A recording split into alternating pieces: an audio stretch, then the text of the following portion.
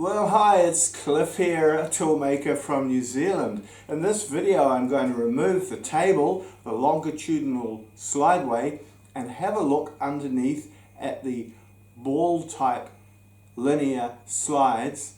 I want to do some checks and some maintenance, and I uncover an absolute mystery that has me totally baffled. And I'm hoping you'll watch this video and see if you can help me figure out what's going on. I'm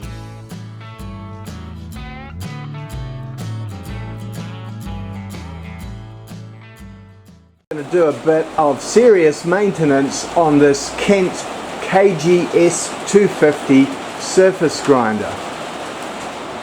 It's a wet winter's day here in New Zealand and I haven't got much urgent work on at the moment, so I thought now's the chance to do this long overdue service. I bought this machine back in about 1978, so how many years old is that? Gosh, it's now 2025, so you know that's half a century ago, and I haven't done any serious maintenance on it. It's had a lot of use. Some years it would have had hundreds of hours of use, other years only minor use. But the main thing I'm worried about is the longitudinal slideway running.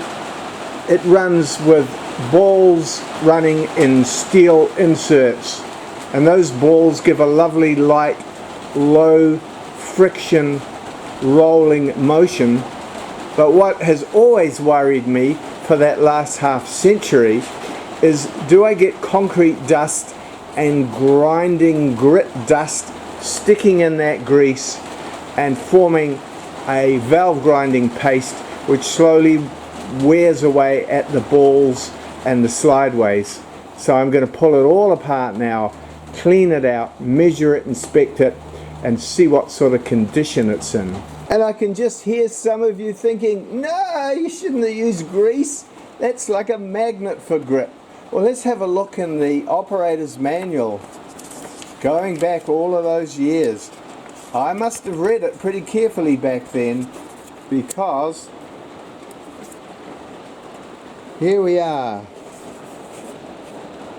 Table guides. Clean slideways and re-grease them here with a pretty standard sort of multi-purpose grease. So I was doing the right thing. It's just whether or not it lasts long term. So before I attempt to lift this table off, I will remove the magnetic chuck and strip it down and clean it. That'll make it a lot lighter, so that two people can more easily lift the table off. Well, I've given it a quick clean down. I've taken the magnetic chuck and guards off. I've disconnected the steel cable. That is the system for actuating the slideway. This is a manual table, and it operates with a steel cable wound on a grooved pulley. So that's disconnected. I think I'm going to need someone to help me lift the table off, but it's not too heavy. So there's the magnetic chuck there, and we'll lift the table off and then have a close look at it and a measure up and just see what the damage of 50 years of wear and tear with grease and possibly concrete dust and grinding dust sticking to it, and see what the damage is. Alright, we're all set to go. Luckily for me, Jan is a fit and healthy gym bunny. Right, when I say three, we'll lift her straight up. 1, 2, 3. And now put it down on this edge. Yep, that's it. Oh, that was a bit low at my end. You alright? Cool. Right, leave you to it. Okay, babe, thank you. Alright, well, let's have a bit of an overview. So I've obviously got quite a lot of work cleaning everything down and getting all the grease out, washing it all out and then measuring it. But I first of all did a bit of a nervous quick check to have a look at the condition, wiped some of the grease aside in the middle of the slideways and did a few quick checks. You can probably hear from my upbeat tone that it's good news. You can see there's definitely a surface where the balls are running where the surface is different, so there is some wear, but I can't feel it with my fingernails. And I've just put a dial indicator on a ground block and traversed over the middle of the single groove, and it appears to be, if there is any wear, only microscopic. I'll set up the camera after I've cleaned everything down and try and show you, but the initial news is good news. Nearly 50 years of being exposed to dust, concrete dust, grinding dust, doesn't seem to have hurt it much at all. I was always wondering and slightly concerned, does dust go uphill? If there's a gust of wind blowing the concrete dust, the grinding dust, does it go up under the table and stick to the grease? Once it's stuck to the grease, that's it, isn't it? It's just going to become a grinding compound. And nearly 50 years of that, surely it's got into an abrasive situation, but it looks like the damage, if any, is minor. I'm hoping so. This is just a quick appraisal. I need to measure the balls, measure the grooves after I've given it a really good clean, but my hopes are initially high. Okay, well, I still haven't cleaned it. I'm just anxious to ascertain if there's any wear, so I'm measuring the groove in the middle with my very fine dial indicator, which each division is 2 microns. So I'll easily see a micron, which is 1/1000th of a millimeter. And you can see I'm in contact there. I'm not worrying about zeroing it, because the biggest problem always with this type of measurement is sideways friction, which shifts the needle position. But I should still be able to see if it drops into that groove as I traverse backwards and forwards. So I'm going across the surface, and I'm getting a bit of tremble due to sideways friction of the indicator changing direction and so on, but I'm not getting an obvious drop in the groove. So that's brilliant. So that little grey line where the balls are rubbing does not represent any serious wear. It's, if anything, it's less than 1/1000th of a millimeter, because it's just not showing up on that needle other than the natural flex of the system that I'm using. So perhaps the balls are worn more, perhaps it's worn more at the ends, but in the middle of the single track there's virtually no measurable wear.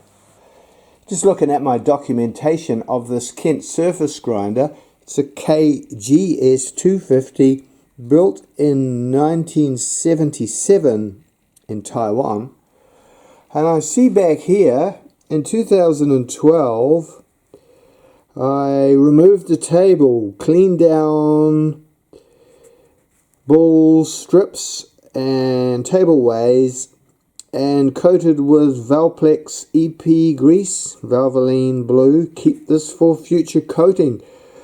So I did once clean it and lubricate it. Oh well, that's interesting. My memory is not as good as the condition of the machine. I think it's aging better than I am. So why didn't I use a bit more patience and look at this maintenance log before I pulled it apart?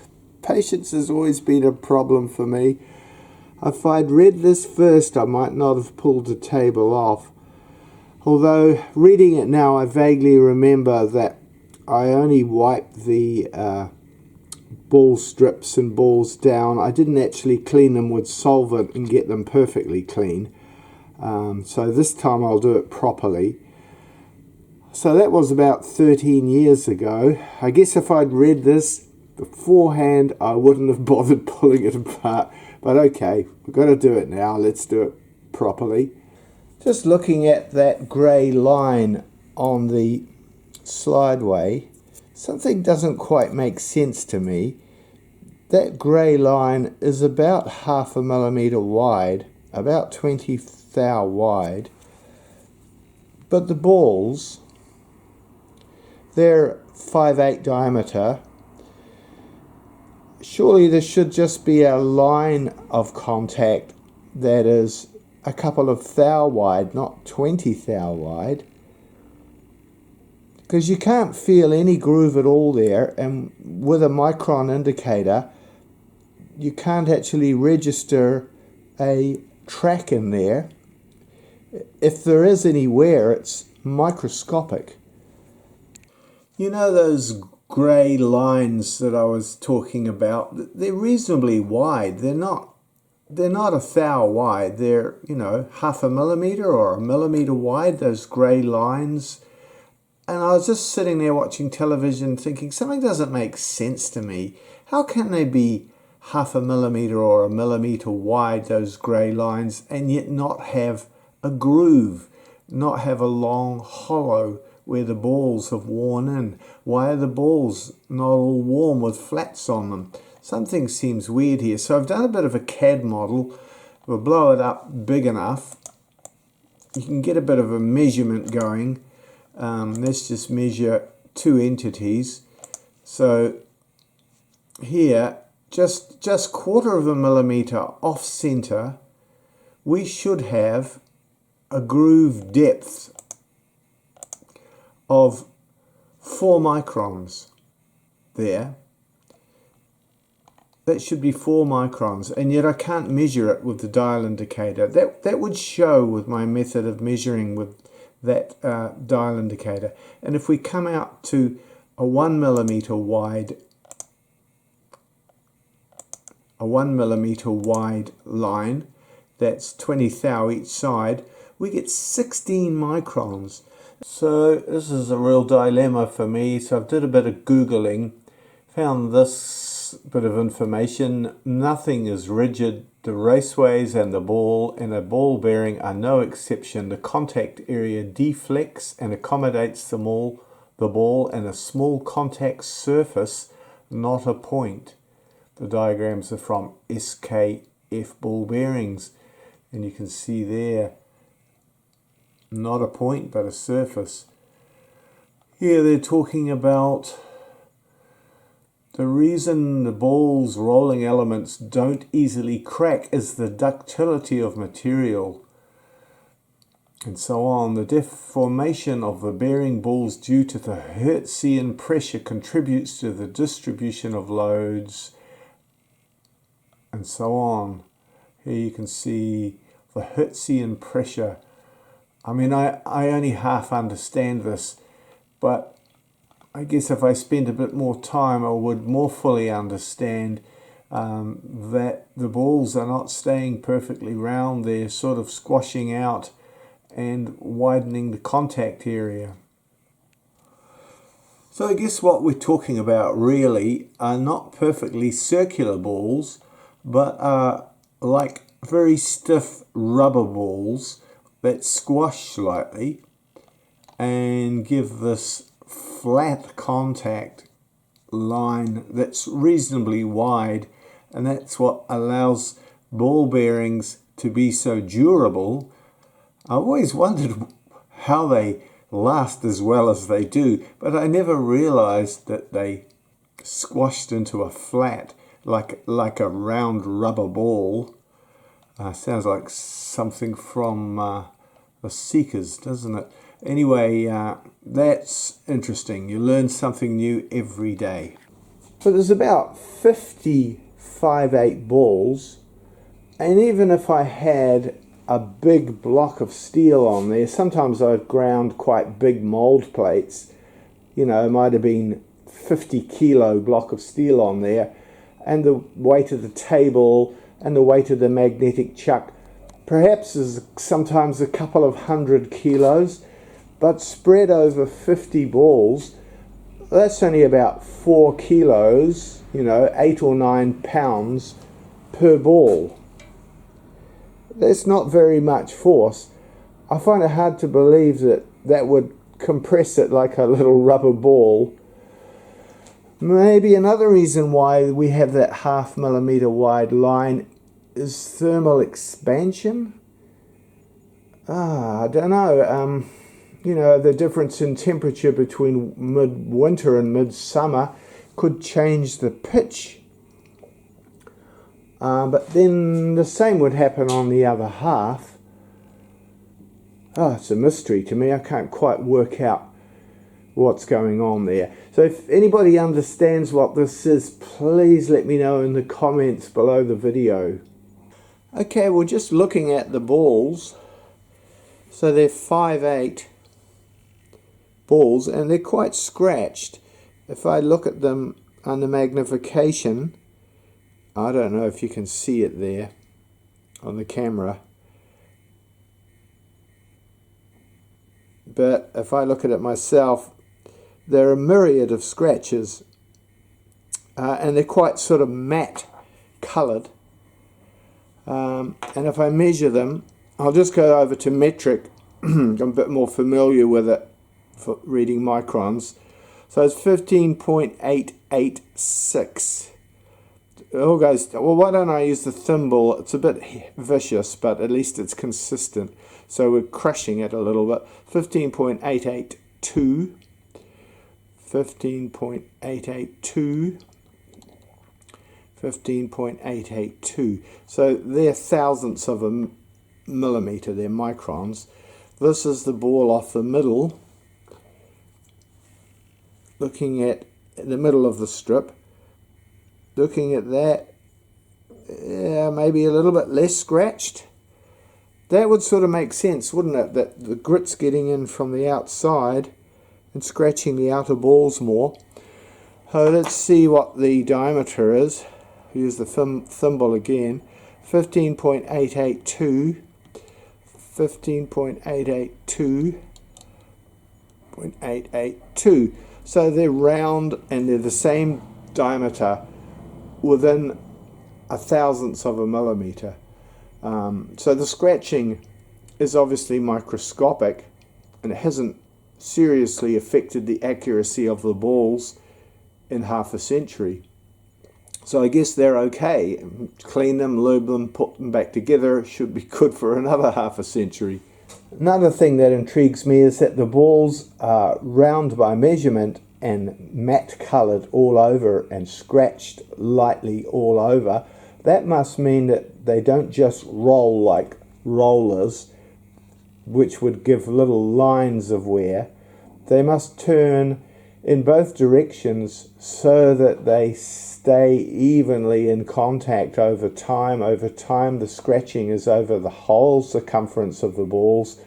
So the way this system is designed, it must turn the balls not just in a rolling direction, but gradually scuff them round into different orientations, which keeps them spherical. So that's a really good feature, presumably deliberately designed to do that. One of the reasons why half a century of wear is not that much may be explained by something I've learned from my lapping and polishing of plastic molds over the years, because these are very exposed, really. They're just greasy precision surfaces underneath the table that would attract dirt and dust pretty easily, and once it's stuck in there, that's it, it's stuck in there, and yet the wear has been very little.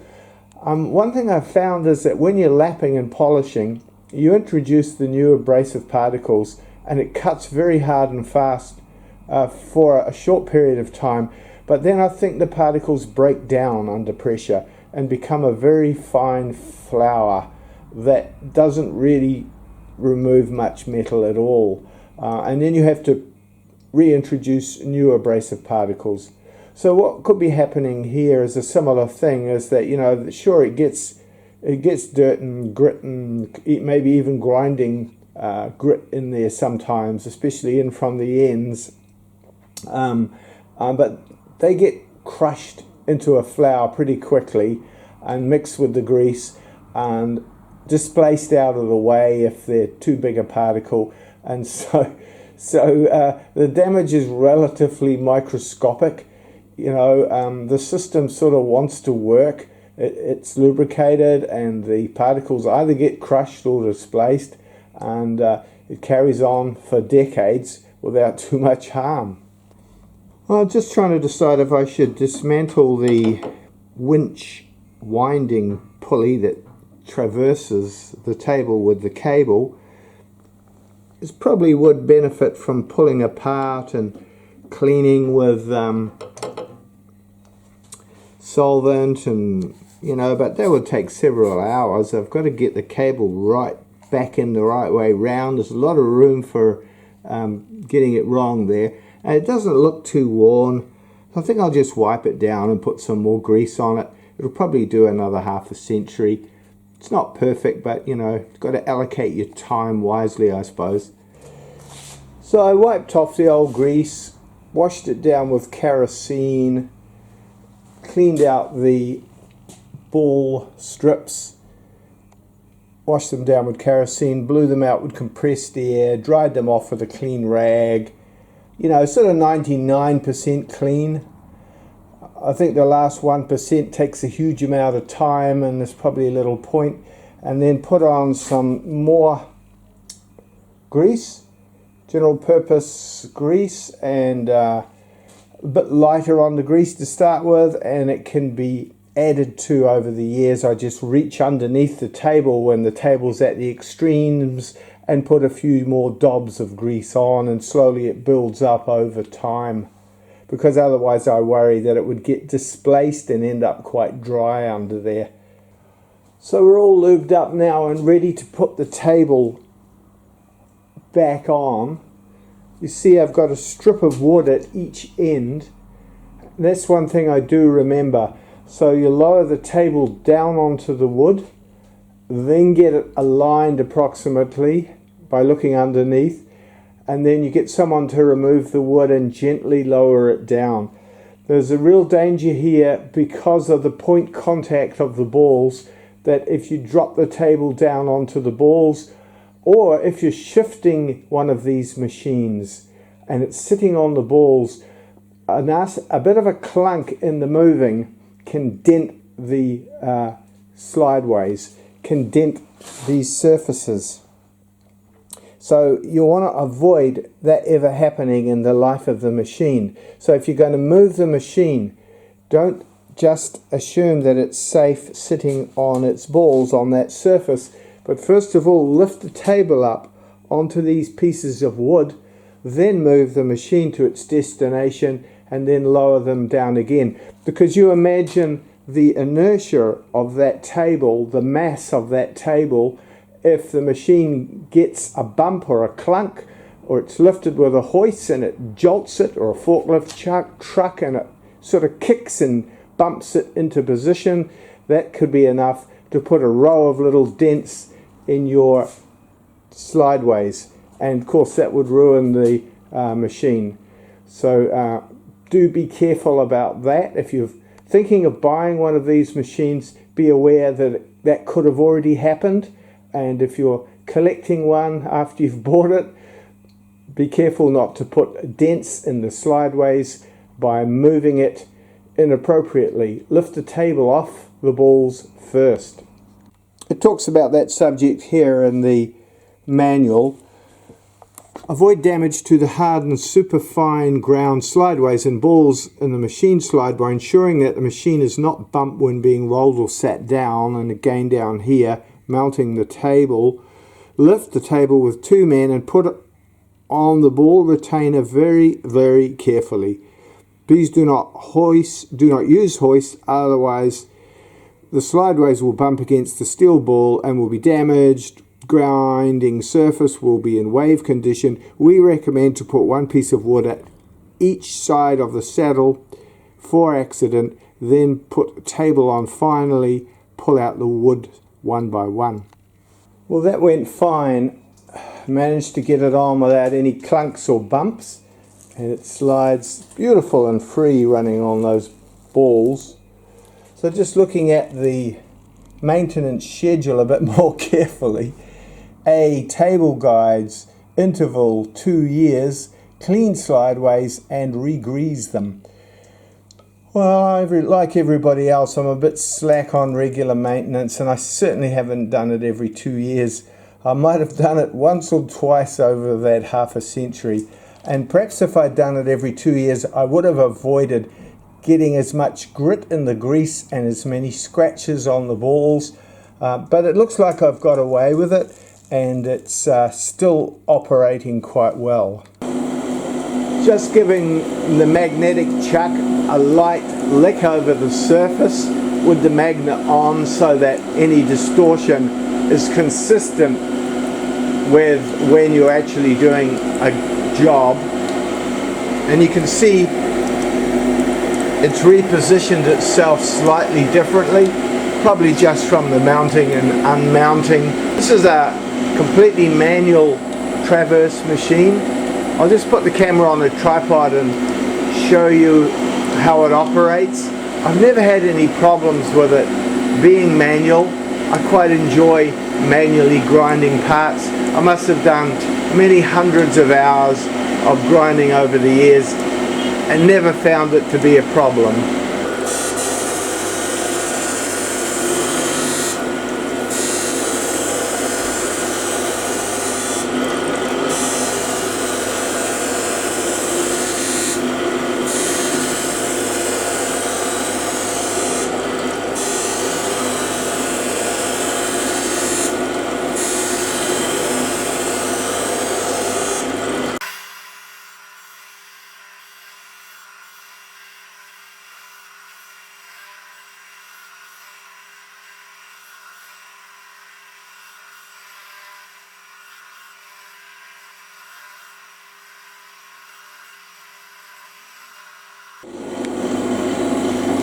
Still needs a few more tenths, another half a hundredth to get it flat and parallel. I love the system of a surface grinder.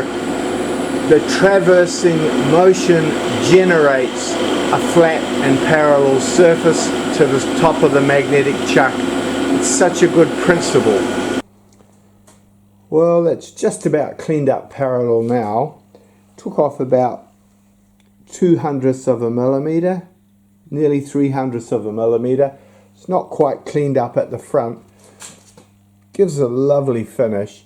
I've always loved the principle of surface grinding. You know, the X and Y traverse generate a flat surface, and then when you put the work on top of that generated flat surface and grind it, it in turn generates a flat parallel surface to the underneath. It's such a good operating principle. So despite half a century of use, and I must admit at times neglect, and all those scratches on the balls and the matte finish on the Slideway, it still grinds and produces a beautiful surface finish. Well, thanks for watching that video, guys. If you found something useful there, please like and subscribe, and stay tuned for the next video.